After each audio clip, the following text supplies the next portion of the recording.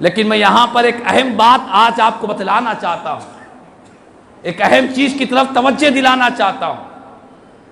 وہ یہ ہے کہ جب بات نبی کے اہل بیت سے محبت کی آئی، حضور کے آل سے محبت کی بات آئی، تو ہمارے معاشرے میں اکثر و بیشتر اکثریت کے ساتھ جو دیکھنے میں آتا ہے کہ لوگ صرف انہی سادات کرام کی محبت، عظمت، احترام کرتے ہیں جو لوگوں میں بہت زیادہ مشہور ہے، جو لوگوں میں بہت زیادہ معروف ہے، جن کے نام بڑے بڑے پوسٹرز میں، بینروں میں جن کے نام لکھے جاتے ہیں، جو بڑے جبے پہنتے ہیں، بڑے بڑے عمامے باندھتے ہیں، صرف انہی اہل بیت سے، انہی سادات سے، انہی سیدوں کی محبت کرتے ہیں، انہی کا تعظیم کرتے ہیں۔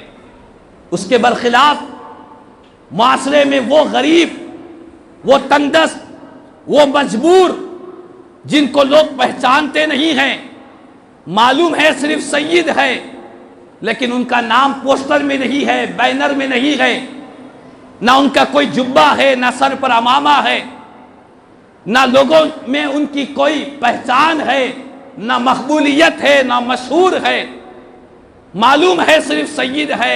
ایسے سیدوں کو نظر انداز کر دیا جاتا ہے۔ ایسا سید جو غریب ہے، آٹو چلا رہا ہے، ایسے سادات کرام جو مالی طور پر کمزور ہے، معاشرے میں جن کی کوئی خاص پہچان نہیں ہے، ایسے سادات کرام کا کوئی خیال نہیں کرتا، ان کا کوئی احترام نہیں کرتا، ان کی کوئی تعظیم نہیں کرتا۔ ہمارے ذہنوں میں یہ بسا ہوا ہے کہ وہی سید کا احترام کریں گے جن کے پاس ایک بڑا جبہ ہوگا، جن کے پاس دنیا میں کوئی مشہور ہوں گے، معروف ہوں گے، مقبول ہوں گے، جن کے ارد گرد لوگ پھرنے والے ہوں گے، انہی سیدوں کا احترام کیا جائے گا۔ لیکن یاد رکھ لے، قسم بخدا یہ نبی کی آل کے ساتھ ناانصافی ہو رہی ہے۔ ہر سید کا احترام ضروری ہے۔ جس طرح جو سید مشہور و معروف ہے ان کا احترام کرتے ہیں، ان کی تعظیم کرتے ہیں، اسی طرح کوئی غریب ہے، کمزور ہے، آٹو چلاتا ہے، بنڈی ڈھکلتا ہے، کوئی دنیاوی اعتبار سے، معاشی اعتبار سے کوئی سید کمزور ہے، اس کا بھی احترام کرنا، اس سید کی بھی تعظیم کرنا ہم تمام پر لازم و ضروری ہے۔ ایسا نہیں کہ جو مشہور ہے وہی سید ہے اور جو مشہور نہیں ہے وہ سید نہیں، اس کا احترام نہیں، اس کی تعظیم نہیں، ایسا ہرگز نہیں ہے۔ فرمایا کہ میری اہل بیت سے محبت کرو، میرے گھر والوں سے محبت کرو، میرے گھر والوں کی تعظیم کرو، میری محبت کی خاطر۔ یہ نہ دیکھو کہ یہ مشہور ہے، بلکہ یہ دیکھو غریب ہوگا لیکن اس کی رگوں میں دوڑنے والا خون مدینے والے آقا کا خون دوڑ رہا ہے۔ سید کا احترام حضور کی ذات سے نسبت کی وجہ سے ہوتا ہے۔ سادات کرام کی تعظیم، سادات کرام کا احترام، ان کے رگوں میں دوڑنے والا خون رسول پاک علیہ الصلوۃ والسلام کا ہے۔ تو اسی لیے ہمیں کہنے کا مقصد یہی ہے کہ ہم نبی کی آل سے محبت کرتے ہیں، مال و دولت کی بنا پر نہیں کرتے، ان کی مقبولیت کی بنا پر نہیں کرتے، نبی کی آل سے محبت کرتے ہیں، نبی کی نسبت کی وجہ سے کرتے ہیں، نبی کی آل سے محبت کرتے ہیں، ان کی رگوں میں دوڑنے والا جو خون ہے رسول پاک کا مقدس خون ہے، اسی لیے ان سے محبت کرتے ہیں۔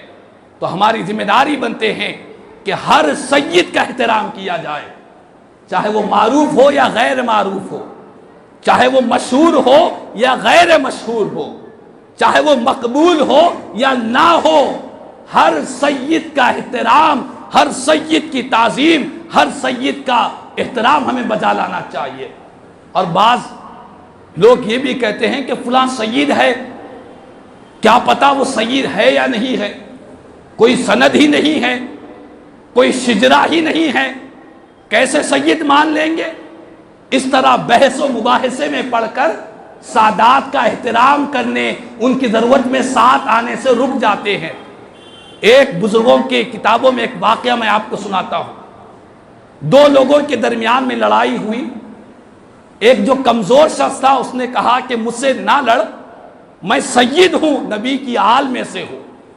تو دوسرے نے کہا کہ تو سید ہے تو تیری سند کہاں ہے مجھے بتا.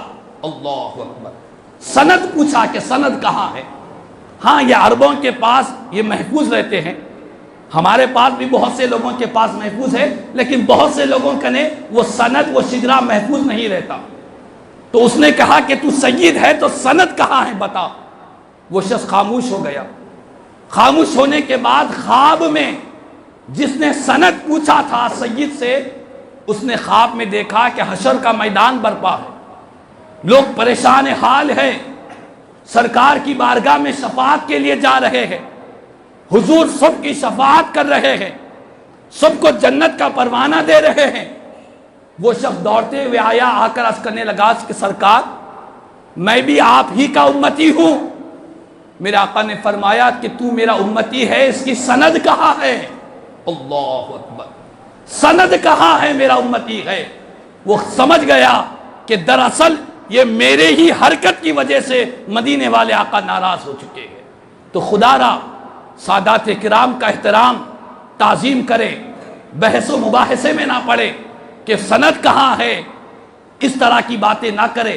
ہر سید قابل احترام ہے، اگر کوئی ضرورت مند ہے تو ان کی ضرورت کے لیے ہمیں آگے بڑھنا چاہیے، ان کی تعظیم کرنا چاہیے اور ان کے لیے راستے فراہم کرنا